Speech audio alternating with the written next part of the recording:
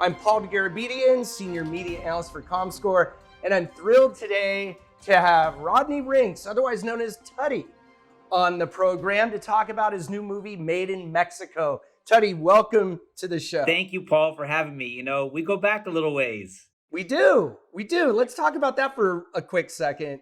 So I used to go on Extra with Mario Lopez to talk about box office, and that's how we met. You were always there behind the scenes, making sure everything went smoothly, and you always made me feel so comfortable. Just great working with you. And that's years ago we started. Years ago. And then I did a web series, remember that? And I had a little part for you. You were the date with Alina, set you up. That's right. I was in that mini series as well. So we have a history here, which is so great. But we're here to talk about your new movie called Made in Mexico. So let's talk about that. Let's tell the audience what the movie's about and what inspired you to make this movie. And I saw it last night. I loved it. And you're a great actor, by the way, my friend. I had no idea. Oh, thanks, you're buddy. Really, really good. I'm not just saying that. Really good. You steal the movie, I got to say. Oh, against Lillo Brancato. Those are big words, Paulie. Big deal. And we'll get to Lillo Brancato for sure. But yeah, tell me about how you decided to make this movie, what inspired you to make it, and what that process was like. So, as you know, we're like neighbors too. Coincidentally, we live out in the same area, Hollywood area, and moved out to the suburbs. My wife got pregnant with twins, and we had a little boy, and it was all kind of quick. We get out there, and I just kind of wasn't really like a suburban guy, I started thinking of, because I've been writing my whole life. I've been writing and acting, and it's like in the movie, it doesn't happen overnight.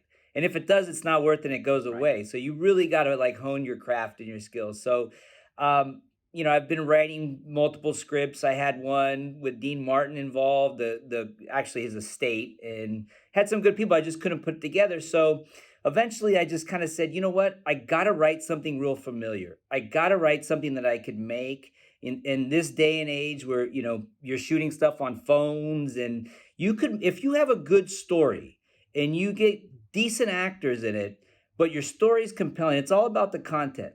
So I went out and I just started doing things that are familiar with me, and I read a lot. I'm constantly looking for stories. I'm constantly looking for inspiration and ideas and stuff. So Made in Mexico is about a suburban dad who writes this modern day blockbuster, and he's been at it for years, and he finally breaks through, and everybody's excited. And he ends up getting it stolen. And I don't want to give away too much of the film. No spoilers here. But he ends up getting involved with somebody he shouldn't get involved with, in a world that he shouldn't be involved in.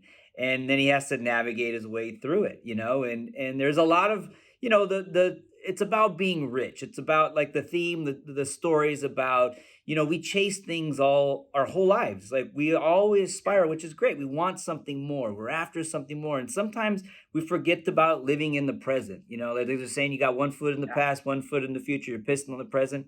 You got to live for today. You got to live for the things that make you, quote unquote, a rich man. And to me, I have a family, I got kids, I got a good life, of course I want more. We all want more. Of course I want bigger and better. And so, I don't know, I kept writing these stories and these scripts. And one day a buddy of mine, Steve Weiser, who's in the movie, and you know him too. Yeah. We drove out to Vegas, and he has some business out there. And on the way, he runs that hotel channel, and he tells me, write something that we could make, Tutti. Like, write something that we could make. And so I go, what if one of my scripts broke through? What if I wrote something and it became big? And it just snowballed. And we started saying, like, I started coming up with ideas, and so did he. And it wasn't anything that I thought was going to happen, to be honest with you. It wasn't like the scripts I've written before where I've given them to producers or people, and they read them and they like them, and it goes down the line, and this guy gets involved and this director, and then it just kind of falls apart at the end. This was something that was just a conversation between two buddies on a drive to Vegas, continued at the bar that night as we're sitting at the bar eating dinner, and he looks over at me at one point, and Weiser, he does well, and he's got a lot of connections, and I'd hit him up years ago for big money for movies, and he looks over at me, he goes, when we get back to my house, I'm going to cut you a check. And I was going through some health issues at the time, so I wasn't feeling too great, so I was drinking a lot to kind of deal with the pain. Sure. He goes, I'm going to cut you a check, and half that money I want you to go to the doctors, okay? Because you got to be somewhat Tip top. Yep. and the other half, start this movie. He goes, I'm going to put it on the hotel channel. I'll make sure it gets up there, but we have something here if you can go and do that. So I went home and I wrote it, and I gave it to him, and he liked it.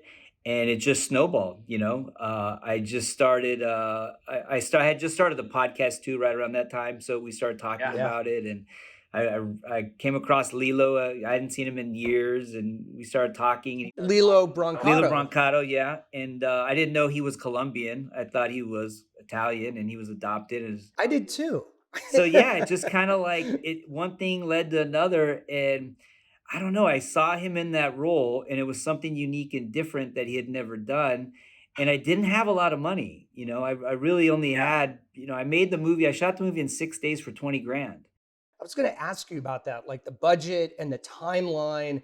You know, some people fret and ruminate on a movie project for years, and either it never gets done or it just takes forever to get it done. Yeah. You really you hit the ground running. It seems you had like this, in a sense, angel investor for real. Yeah, I mean, he came in with some money, and then I had to go to another buddy who came in with some money, and then Lopez jumped on. Once the ball started rolling, like Lopez jumped on, and he gave me some money, and Mario Lopez. Yeah, Mario Lopez, and it just, you know, I'd heard this in the past from other filmmakers, like when something takes off, it takes off. You just got to be ready for the ride. Other things stale, they die out, they might pick up later on.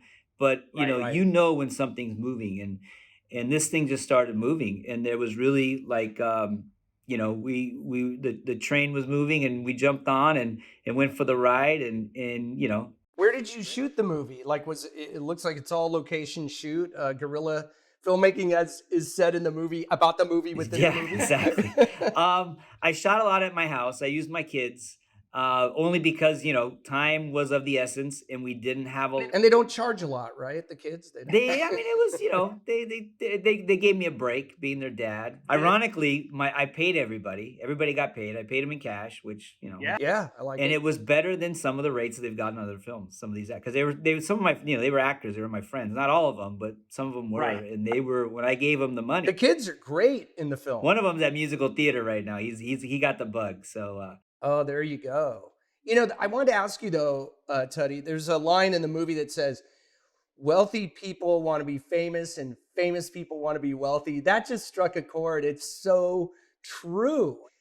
This movie is not maybe not even semi-autobiographical, but you're talking about a fish out of water story within a fish out of water story. So you're this suburban dad, really wants to be at the forefront of filmmaking, but you're out in the burbs, and then you wind up in a situation without giving too much away, where you're kind of in over your head because you want to make this movie so badly, you're willing to do whatever it takes. And by whatever it takes, I mean whatever it takes, and work with whoever you need to get it done, that passion for your movie. Also, too, my character in the opening line, he says, you know, he's talking about Hollywood. They're watching like a late night guy. And he says how, you know, Hollywood has just a bunch of crap. You know, he doesn't want to be known for crap. He wants his kids to look at his project and be like, you know, later on in life when he's dead and gone, he wants his kids to go, my dad made that movie. You know, my dad was, you know, and that's like the most important thing to him in the beginning, is that his kids are proud of him. His kids like look up to him, and obviously later on what he gets involved in and what he has to do isn't anything close to what, you know, what he would have wanted, but it ends up being what the vehicle, you know. And again, I don't want to give too much away, but. And it does seem like, much like this movie, to make it, you did it really quickly and got it done. You got the money, you got the funding. Like you said, you have to act. You can't just sit on that for a year and then decide to do it. That worked out very well. But within this movie, it's sort of like that too. You got to make this movie. And it's very interesting to see the interaction between the suburban dad, played by you, Tutti, and Lillo Brancato, who is really amazing in the movie. Do you want to talk about Lillo a little bit and what it was like to work with him, how you approached him? And he's very energetic and powerful in this movie. The guy was poised to be up there with DiCaprio in the top tier of, you know, our age. And unfortunately, you know, he fell into some he got involved in drugs, and he's open about it now in his career and everything. And he ended up doing some time, and he got out, and he completely changed as a human being. Like, I remember when he was Lilo, like back in the day, and he was just he was an idiot. He'll say it, he was an idiot. He was out of control, and he was, and when I saw him the first time at Extra, he was promoting a documentary that he was in called Wasted Talent, ironically, which was the theme of Bronx Tale. Yeah, so art imitating life.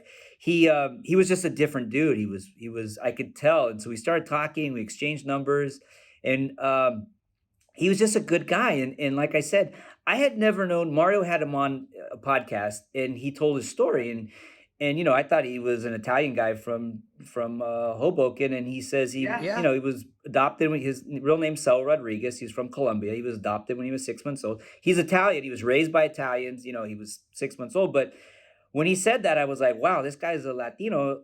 He's Italian Latino. I mean, but I was like, man, this is really interesting. Nobody knows, nobody really knows this. And so I didn't know that. I'm a film buff, as you know. Yeah. And of course, Bronx Tale, one of my favorite movies. Yeah. And of course, the role of Colodrol, which he played, was so great. And for a young actor to go toe to toe with De Niro and Chaz Palminteri and De Niro, it was just amazing. And then to see, and this happens with a lot of young actors who are very successful or very famous at a very young age. It's a tragic but often repeated story in Hollywood. But it's so great that he's changed. You told me a behind the scenes story where if you were on set and somebody needed Lillo's help, he would take the call and ask you, hey, can I go help this person on the phone, talk him off the ledge or whatever it was. Tell me a little bit about that. He did it a few times, and I was, he is just that great of a guy that, he would get a phone call, and prepping for a scene or even during the scene, and he was very professional, and he was very he's just a really good dude. You know what I mean? Like, he wasn't a prima donna. He didn't need anything. I mean, I flew him out. I put him up, even the hotel, because I had to stay in the hotel that it wasn't the nicest place. And, I was wearing every hat you could possibly wear with the exception of I don't know. I did everything, but it's all good. It's filmmaking, independent filmmaking. But he was just so gracious and humble and kind. And there was a couple times where I remember one specific time we were about to shoot, and he looks over at me, and I see him pick up his phone. He looks at it, he puts it down, and then it rings again. He picks it up and he says, "Hey, is it all right, buddy? I got this guy's calling me, and he's really not in a good place, and he's doing a lot at this point. Lillo works for an outreach program, and he works with addicts and people, mental health people, and people who are hurting because he's been in that place. And that's partially why he keeps himself in such good shape, because he wants to be an example to these guys and say, look, if I can come from there and turn my life around and be it, look like this and so can you." So he said, I'll it's just a tough call. Is it all right? And I said, absolutely. So he went, took the call, 10, 15 minutes or whatever, came back, jumped into Choa and killed it. I mean, talk about a redemption story for this actor who so many of us know and just have a special place in our heart for that movie, A Bronx Tale. And it seemed like he was really enthusiastic, to say the least, on just from his performance. It comes through the camera, and maybe grateful just to be there and be a part of that. I'm sure he really appreciates. I mean, I think it's a situation where you're just kind of probably blown away that you have him on set, having grown up with that movie. And I know you're a big film buff, Goodfellas, The Godfather, obviously Goodfellas for many reasons, and I'm sure people have already picked that up. But I love that. It must have been a real thrill for you and also for him. Yeah, as well. I got to be honest, because I was wearing so many hats, it kind of fit my character because I was stressed out, Paul. I was because I was co-directing, I was producing, but I was almost micromanaging, and I had guys there helping me. My Uncle Paulie was there, my buddy Dave was there. There were dudes helping me, but when you're when you got a vision and you know exactly what you want, I did the wardrobe, I did all that. I had somebody helping me Steve, and do makeup and stuff like that. I knew exactly what I wanted and how I wanted it. So I was, in a sense, micromanaging. These guys did help me, but it was almost it's still on you, though. It's still on me. So when I would get it, and I wrote the script, so I knew it. So when I would have to sit down with Lillo and do a scene, it was almost I was so already scatterbrained. So you were frazzled. So it wasn't method acting. I mean, in a way, maybe it was, because you're living that role literally on set. Roll camera, you're already like, what the hell is the pizza here? Did we get the vegetarian or is it not? Action. Okay, so wardrobe next. Is he wearing the right thing? No, he's not. Change him. So it was continuity. Yeah, it was great. It was a great experience. And then the other actors were great. Where did they all come from? Again, I assume friends, family, and others. Who the guy who played my manager was John Fitzgerald.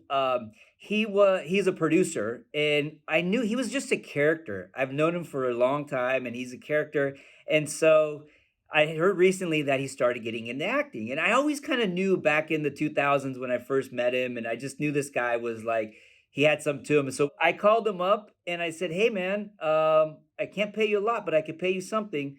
And I'm doing this little movie. And he was like, yeah. And then the girl who played my wife, she was, I knew her from years ago. She was an actress. So I needed somebody who could resemble kind of like my wife because of the kids. So asked her and she was like, cool. My henchmen were all guys that I know. The guy Monstro, the big guy Monstro, he was De La Hoya's bodyguard. Funny story. The other guy also, I'm sorry, Lobo, the one who asked for the 50 grand. He's a good friend. He was an ex-cop, and he's not an actor. I put him in this short film I did, and he did a good job. I just needed like somebody with his look. And so he's always been there for me. And I said, dude, you're going to be in this. And he was like, oh, he wanted me to cast Caesar, the guy who played the big guy. And so I go, dude, I don't know, and he goes, trust me, when you see this guy, he's an ex-cop, but he's also trying to get into acting. He goes, is Oscar De La Hoya's bodyguard. So I said, okay. So he goes, I'm going to tell, Anthony tells me, I'm going to tell Caesar about you. He goes, you got to go talk to him, and I go, dude, okay. So I cut to a month or so later, I'm at a fight with Lopez, and I see Caesar. He sticks out. He's like 6'5" or whatever, 300 pounds. He's a big dude. So I walk over and I go, hey man. And he turns to me and goes, yeah. I go, I heard you like to hurt people. And he's like, what? Because, I go, no, I'm Tutti. I'm Anthony's buddy. I'm making the movie Made in Mexico. And he totally changed. He's like, oh, what's that? So he was Davey Dave, the other guy. He's a buddy of mine. He's an actor. I didn't have much for him. I had that. So it was almost like all these little parts. And again, like when you make a movie like this, to be made, like if you're gonna make it yourself, and you got to come up with a good story, and you got to like utilize your resources. I shot at my house. I shot at Weiser's house. That was Ochoa's house. I did a lot of guerrilla stuff in terms of like parking lots or streets or wherever I can go. And my crew was small. I mean, I had an audio guy. I had a camera op, obviously, that was mobile, and he had a couple of lights, and Ron Lee co-directed with me. Yeah, let's talk about Ron Lee real quick. I know I've known Ron Lee for forever. Tell us about Ron Lee. Ron Lee's just a really good dude. He's a solid dude. Him and I have been working together a long time, and I appreciate him a lot. And when I came up with this, I'm more of a writer. Ron Lee's a director. He's got a great eye for shots and setups and stuff like that. So when I decided to make this, I said, hey man, I'm going to need help. Like I want to direct it. I need to get my feet wet in that space, but are you down to co-direct it with me? And he said, yeah, absolutely. So he was a very important part of this puzzle because, I was in a lot of those scenes and I can't constantly run to the monitor and, especially when time is of the essence and we're trying. Well, that's, the notion of a co-director in a sense, I think really makes sense for a movie like this because you're like you said, wearing a lot of hats, and to have someone like Ron Lee there to be there as your second set of eyes and ears and kind of vibing off what's going on. And I know Ron Lee's a student of film as well. I mean, when I would come to Extra, I'd stay there for an extra hour just talking to him about movies, talking to Ron Lee about movies. So it's got to be really exciting for you both to work together, and then with all your friends. And we're going to wrap up here in a couple of minutes, but I want to ask you, where can people see Made in Mexico? And what are you doing? What's next on the docket? We could see it on Amazon Prime, Apple, iTunes, Vudu, Xbox, Google Play for now, and then I think it's gonna go. We ended up getting distributed by 1091, which is a distribution company, and they do a lot of AVODs too. So I think it's gonna end up going also to like Tubi and some of these other ones. Peacock, I heard.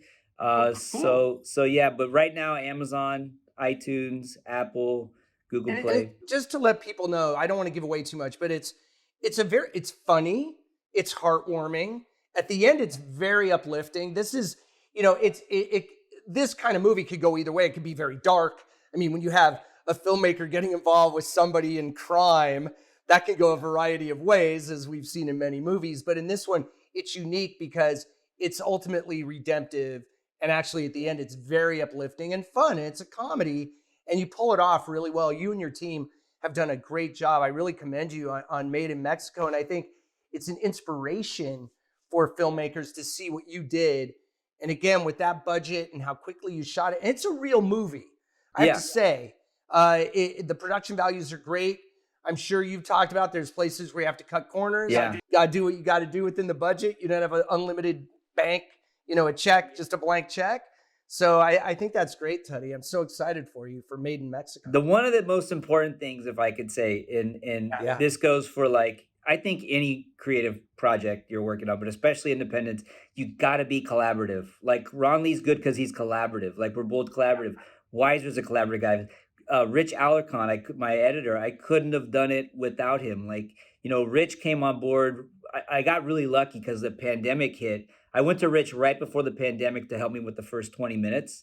And he ended up cutting the entire movie. I couldn't pay him. I paid him for that first initial, but his work, the only good thing about the pandemic for me was that I got Rich Alarcon as a partner, and he came on board. He cut that movie, and him and I let him go. I said, he started cutting. I liked what he was doing. It was all there. And he was like, bro, I'm just going to go. I said, Rich, I can't pay you. But he said, I want to be a producer. I want to work together in the future. I said, done. Editing is more than half the battle, I feel.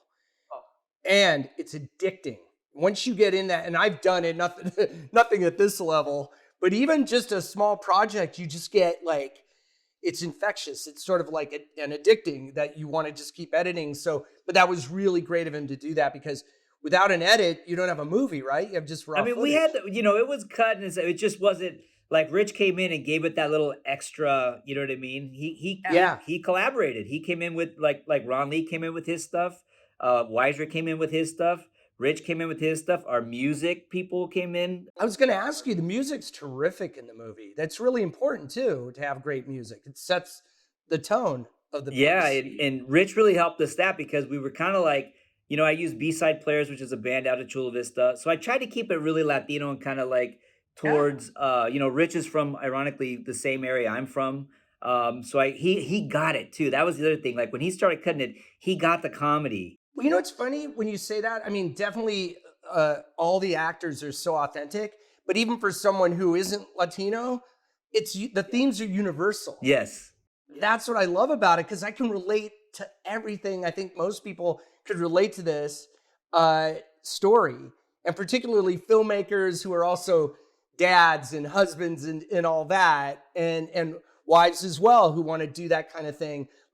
Especially in this town, people want to be in the movies. And also, of course, you need that assistance and collaboration from all these people. Of course, Mario Lopez, definitely somebody in your camp, in your corner for many years. He's a producer on the movie Made in Mexico, and it's so good. I'm so happy. Thank you, Paul. The only problem now is my game can't go down. I can only step up. So all my scripts I've written, Weiser, who's he reads them and he goes, no, on this one. This could have been done before Made in Mexico. Now you gotta so it's gonna be tough. Oh wow, that's really interesting.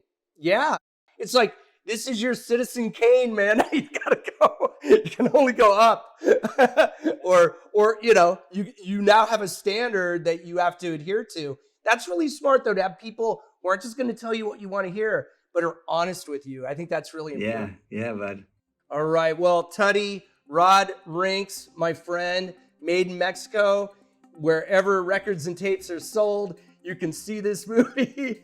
And it's so cool, and I'm so happy for you. Best of luck, and I look forward to your future projects. You're always welcome here on my video podcast, Mini Screens Big Picture. So I'm Paul Dergarabedian, Senior Media Analyst for Comscore. So happy to have you here, Rodney, and I appreciate Tutti. I always just That's call you okay. Call me whatever you want, Paulie. We're boys. All right, we're like that. All right, man. Well, I'll see you soon, and have a great week. Thank you, buddy. You too. See you at the movies.